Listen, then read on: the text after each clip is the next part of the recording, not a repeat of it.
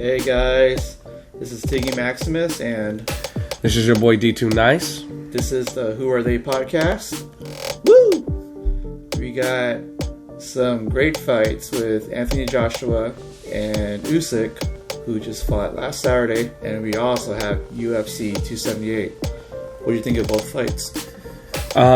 Well, starting with Anthony Joshua versus Usyk, I felt like that was a clinic put on by Usyk. He was able to create what I fear is a fear in Anthony Joshua. I don't think he ever really got his game plan going. He seemed to be really stiff in the beginning. They both seemed to be extremely stiff in the beginning, and Anthony Joshua just never really seemed to get the motor really running, get it really warm. One thing I noticed was when his offense was working in his favor, he tended to go on the inside. And the one thing that I would say for most fighters who are a little bit longer, a little bit lankier. Now, when I'm saying lanky, I'm not talking about muscle mass. We know that Joshua is extremely built, but what I'm saying is he has that those long arms, long reach. He would get a good offense going, one or two pop shots, and then he would move to the inside. And I'm like, when you have that kind of length, why are you not judging that length and then taking those shots from the outside? You're coming inside where you're not going to have as much power. While I believe that it was a lackluster fight for a heavyweight fight, Usyk just seemed to be able to get those pop shots in a little bit more. What did you notice? I noticed that Usyk was very fast in this fight, just like how it was in the first fight. It was a little closer in this fight. Joshua did a little better against Usyk this time around. But yeah, I did notice that the moment that Anthony Joshua kind of wanted to go inside, it wasn't just as effective being inside, because you would think that with someone with his length, that the power and the effectiveness of that power would be best suited if you're a certain distance away from your opponent, so that the point of when the punch would land on the opponent, it would be a lot more effective by the time it lands. But if you're trying to shorten up your arm, it's almost like either half or less than half effective against a fighter like Usyk. And we've noticed that in this fight that Usyk didn't like a lot of the power punches coming from Joshua, and that was because that was coming from distance. But you didn't really notice that much when he was within a foot of him, and it allowed Usyk to kind of maybe take some of that mini damage. But knowing that Joshua coming in, you know that he won't be worn down by the pain being delivered by Joshua, because now that he realized that, well, he just neutralized his own advantage of having length. Now the fight goes even farther into the fight, and already at this point Usyk had already been scoring a lot of points on the cards here, and I already had him way ahead. And there were times in, like, I think it was like the 7th, 8th round or something, Joshua started to find that groove where he can actually start damaging Usyk. But again, I also did notice that when he went inside, that took away any kind of advantage that Joshua would have had in this fight. And now all of a sudden, Usyk is still, with his cardio, he's still coming with high volume punches, and he's still scoring points on the judges' scorecards. And I felt like Joshua at some point had to go for a knockout, but I think he was just a couple steps far behind, and Usyk had this in the bag. Yeah, I mean, you explained that Usyk just had the speed, and look, Usyk is one of those guys who came out of the shadows for me. You almost had not heard of even a whisper of who Alexander Usyk was, and then here's this guy who's taking belts, and I mean, amazing, especially when you're talking about a guy who is from Ukraine, with everything they have going on. He's an inspiration, and I believe I heard the announcer say that he was a warrior. So I don't know if he's talking about specifically in the Ukraine plight, or if he's talking about before this war. But an interesting thing, if he was, military honed, then to become a heavyweight champion. Now,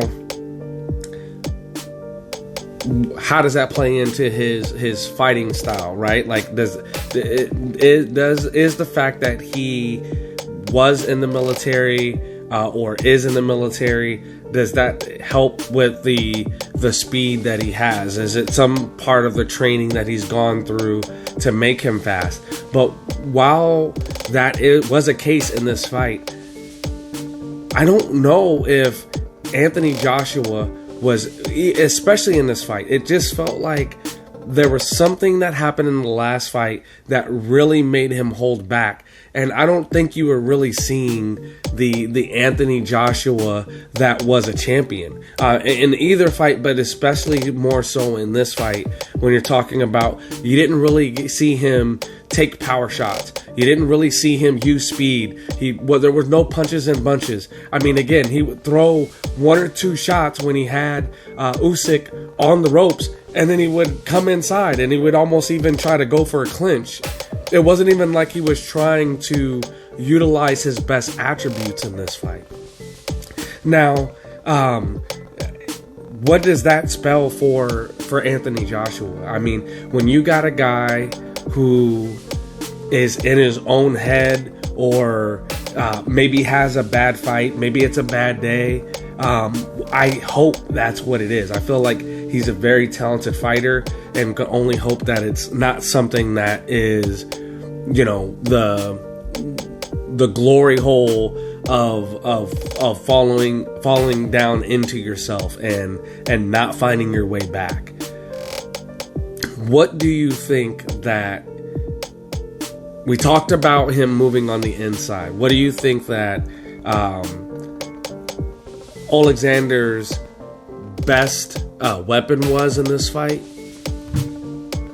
The fact that Usyk actually had left the spot where Anthony Joshua's punches would have been landing, but the punches landing is where Usyk has already gone. So, like, you're missing by a mile here, and it's been like that almost the entire fight, if not that fight, also the first fight too.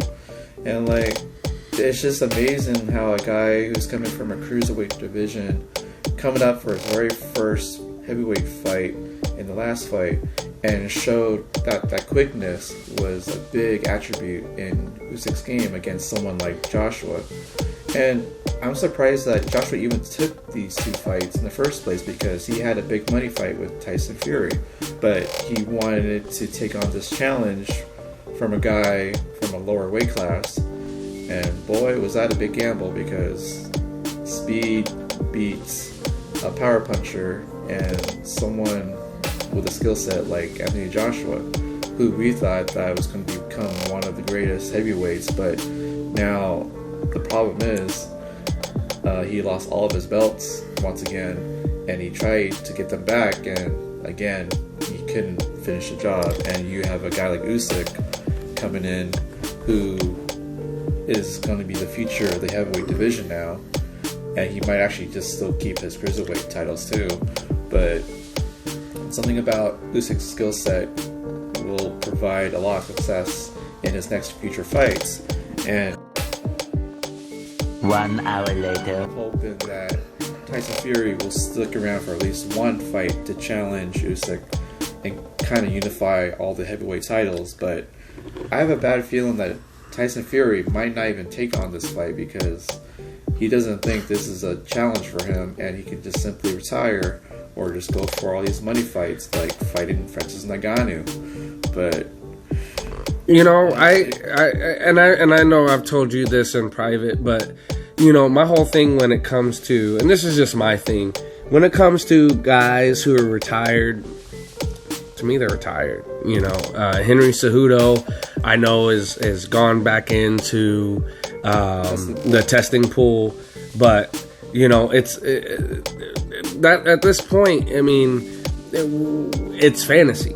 But I will say this though, because I didn't want to get too far away from a point that you made that I thought was very interesting. Usyk just happened to be where he wanted to be when Joshua would throw punches. I mean, he wouldn't be where Anthony wanted him to be. And I don't know if that was a speed thing. I don't know if that was a lack of timing on Joshua's part, or if it was just great boxing on the count of Usyk. And I would dare to say that it's probably a combination of both, where again, just that motor going for. And there was never what I felt like that desperation moment where it's like, I've got to go for this. I am literally very close to getting my belts back, and I've got to go. I've got to try to hurt this man. And I would say that I never really saw that in either one of them. There might have been like one quick flurry out of Usyk at the very end, but never really a moment where it was like, I'm going to lay this out all on the line. And the one thing with heavyweights, and there's obviously the aspect of when you're as big as some of these guys are, you're trying to preserve your gas tank, but just you're kind of missing a lot of the heavyweights of old. And it's just to the point where it's like, okay, you're watching a lot of these heavyweight fights, and they're kind of punching with the prowess of men who are 20 to 30, maybe even 40 to 50 pounds lighter than they are. There's not really the sting or the power behind their punches. And it's just, and don't get me wrong. I mean, again, obviously you got guys out there like Wilder, who obviously he doesn't even have to try hard to punch hard. But I'm just waiting to see, again, guys who bring the talent and the skill behind it. Because, again, I think a guy like Wilder with the right team behind him would be unstoppable. But my question is, not getting too far away from the fight that we're trying to actually talk about, is when is he going to see, hey, I could be the baddest man on the planet if I just had the right technique behind it. Because again, the power's there, the technique and the skill needs to be there with it.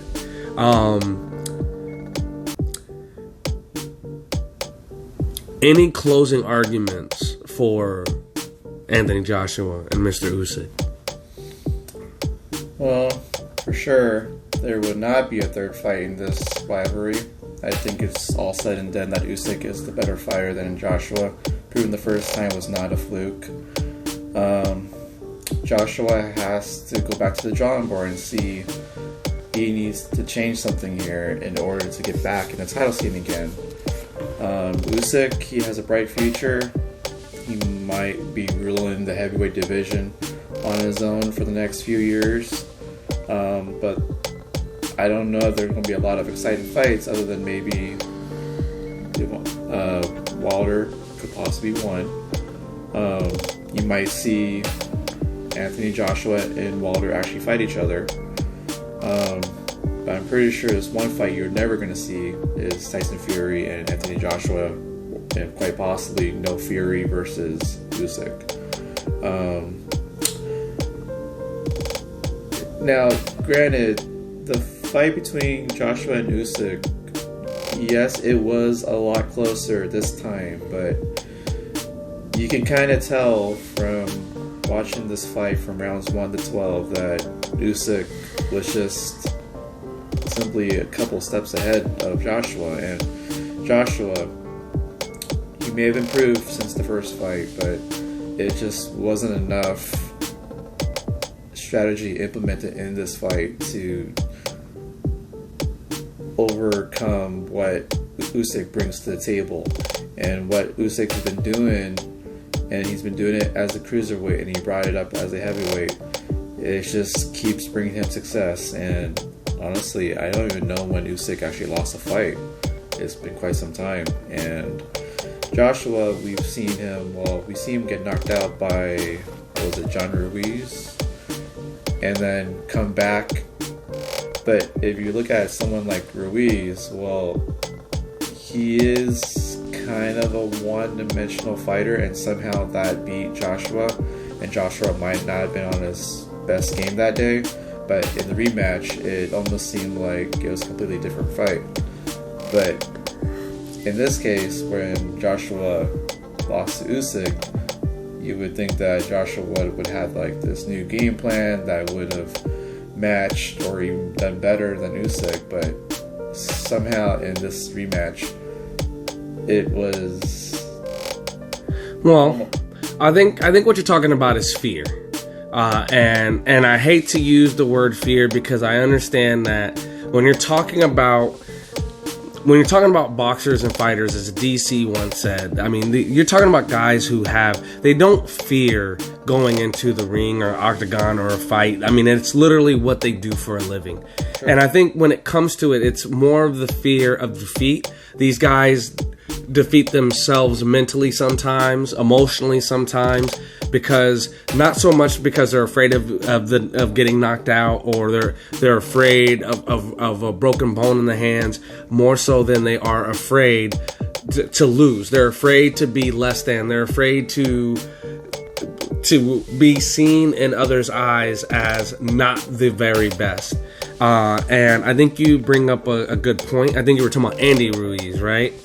And with Andy Ruiz, I think that first fight was, I mean, again, boxing, UFC, puncher's chance, right? And I think that was what you saw, since again in the second fight he did relinquish those belts back to Anthony Joshua. I think they were both great fights, but I think that the first fight was just more of that puncher's chance. Especially in the fact that you saw that there was, when you looked at what Andy Ruiz brought to the table after the fact, and maybe it was the money and the prestige and the fact that he came from much less, right? He was a guy who came from the bottom, and now you're getting interviews, and now you have millions of dollars in your bank account. And that can be a distraction, and maybe that was a big part of losing those belts in the second fight. But I say that to say this, because we're talking about the puncher's chance win and then the loss. Well, we're gonna go from that to the loss to the puncher's chance win in Camaro Uzman versus Leon Edwards. Take us in. What did you notice about that fight? That was a big shocker. I honestly thought Camaro Uzman was going to cruise to a 4-1 victory, and it was beginning to become somewhat of a boring fight. And you're noticing that Camaro was just doing his strategy. He was basically neutralizing Leon Edwards for most of the fight. It looked like Leon Edwards had nothing left, and you're seeing Leon Edwards again out wrestled on the mat, and that was helping Uzman with his game plan. But, and I did notice this, that Uzman may have had a few chances to try to finish this fight, but he stuck his head out. And I don't know if it was just because he was getting a little bit lazy or not, but the fact that he never saw that head kick coming in the 5th round with under a minute to go. That was it sent shockwaves throughout the world, and I am in disbelief. And the fact that I literally saw an Uzman fallen in that moment, seeing him fall to the mat and lay like almost motionless from a head kick, and you have a celebratory Leon Edwards who finally got over a lot of bad events, bad luck, a chain of bad luck, to be denied title shots, be denied all these high-profile fights, and all of a sudden he does find a way to get to the title. Okay, but explain to me something. Okay, because we know the story. Explain to me. So, what do you think happened in that last minute? What do you think? Well, and actually, let's not even go there. I think that your point of Camaro Uzman essentially playing with his food was exactly what I talked about when we did the preview of that fight. The one thing I said was that if you leave your head out on a platter, which we've seen him do against Colby Covington, again, kind of leaving your chin out there so that way you can give Colby Covington one pop and he gives you two back, he's gonna clean it off the plate. And I would say that right there, if you have not already subscribed and you're already this far through, that deserves one, because you don't have to call me Mystic Mac, but I am mystic in many ways. I mean, did I not say that? And my thing is this. That is something that even a caveman could tell you. It is, you're literally putting the most vulnerable part of your body in front of your opponent and saying, here's your target.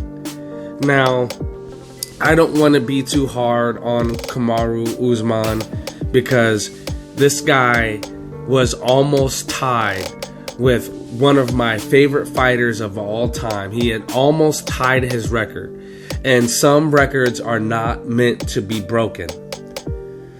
So, with that being said, I take my hat off to Camaro for getting, is it 15 straight wins in the UFC. I believe so. I think that is an amazing feat on its own. When you're talking about being up there with the likes of guys like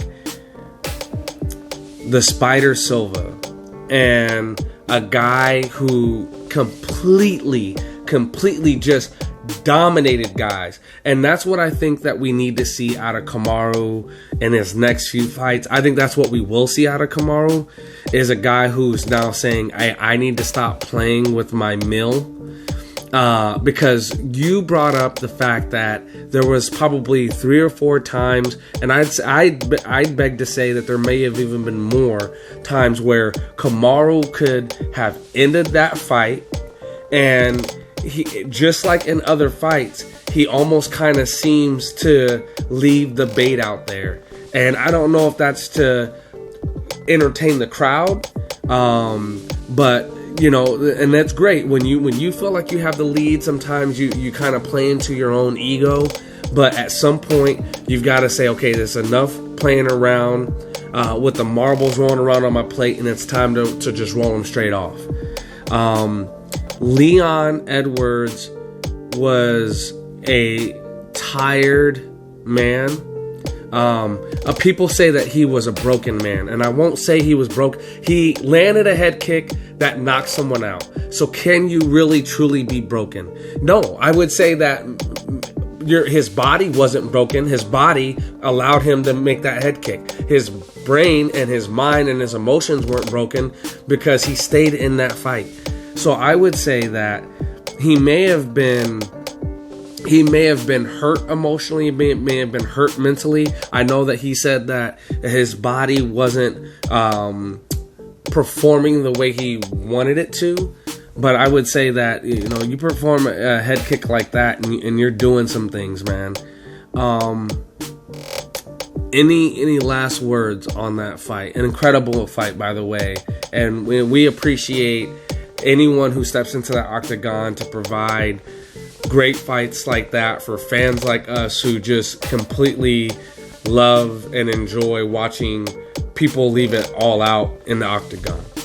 Tiggy Maximus, any last words? What made this fight a great one was that there was a great backstory to this, where they actually fought each other, and given that Camaro won the first one, and both fighters had ended up winning their fights from that night on till this past Saturday, and it was a collision course waiting to happen. And it's great that they were going to see each other again down the road, and it just so happens to be for the 170-pound championship.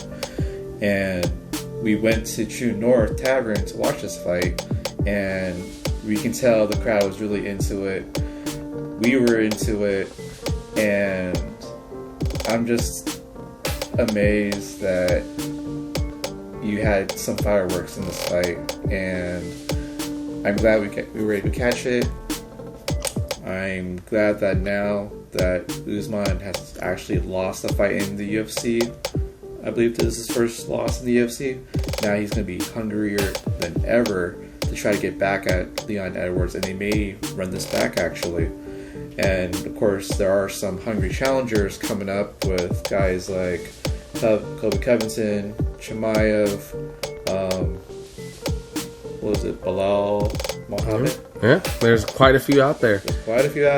And it makes for a lot of great fights for this division going forward for quite possibly the next few years. So we're in for a lot of great fights. Yeah. Well, with that being said, guys, this is the Who Are They podcast. This is D2 Nice. This is Tiggy Maximus in the flesh. And we're out. There, guys.